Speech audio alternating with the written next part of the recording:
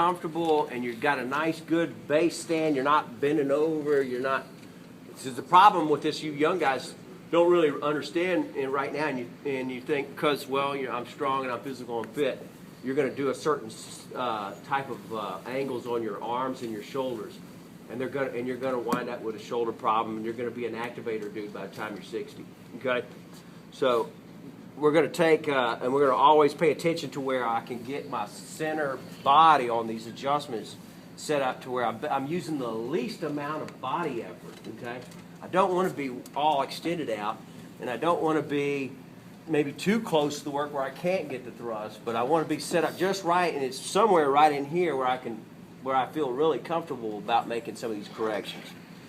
So slide the scaphoid over with your index or your middle finger, whichever you feel comfortable with. Cock the wrist at 30 degrees.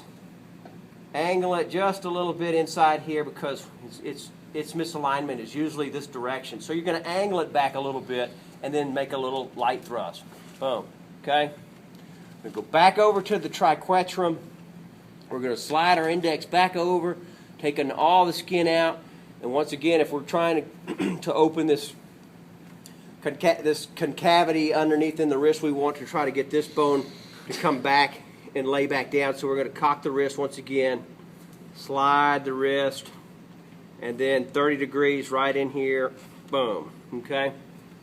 And then we're going to flip the wrist over for the lunate because we want to create a cavern in here. We want to try to open the whole arch of the hand up. We're going to come back over into the arch with our I guess your strongest two fingers, whatever they are for you, but you pretty much look at that lunate and you come back in with your strongest fingers, okay? And you flex the wrist up. And then impulse. It's not this either. Okay. You don't recoil the wrist at all. You just keep the wrist right there in place, and then boom, you felt that move too, didn't you? Yeah. So you're opening that whole wrist bone up with nice restricted tight movements. They're not jerky. You don't recoil. You try your best not to recoil. She got me yesterday. I was recoiling the fingers and stuff. Okay, so, and then we're going to come back into our radial bone adjustment, and it's basically just squeezing all the carpal bones so you feel the wrist separate and away, and you see the hand go out. Take your wrist bone now and give it a good left or right torque like that, and that's it for that. And then you're going to go right into your carpal spread, okay? And you spread, and you can dig your fingers way up into here and spread down. Spread about 3 or 4 times.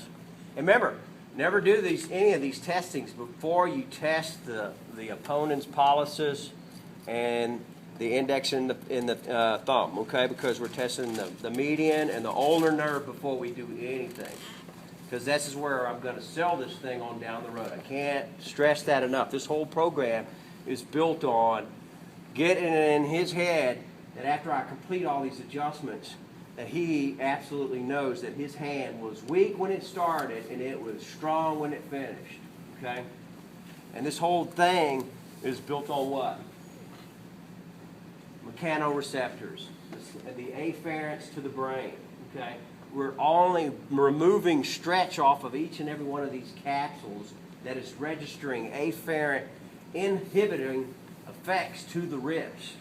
And what that means is that anytime there's mechanoreceptors that are stretched around and in and of a radial head and wherever it's at, if it is stretched and subluxed, it is inhibiting all of the adjacent muscular activity around that joint, okay? So it will always test weak until the capsule is pulled back in line, the stretch is removed, the afferents are turned off to the nociceptors, to the brain, and now this joint now is able to go ahead and get free reins to compete, do what it's at 100% of its best effort.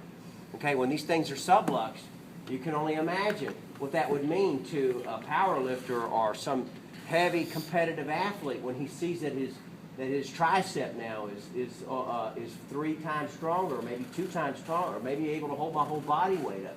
What does he get in his brain as soon as he gets up? Holy smokes, Doc made me freaking stronger. And it was no BS. Okay, so the testing is huge. And if you don't get the applied kinesiology to these testings done, you can't prove to anybody you did anything other than move a bone. Okay? All right, so we did our radial, we did our carpal spread. We're going to come over here to our metacarpal joint here in the thumb, and you can come in here on this one. There's several ways. You guys already know how to. Your great thumb adjusters, probably you got a lot of that already. So it's there, or it's here. Okay.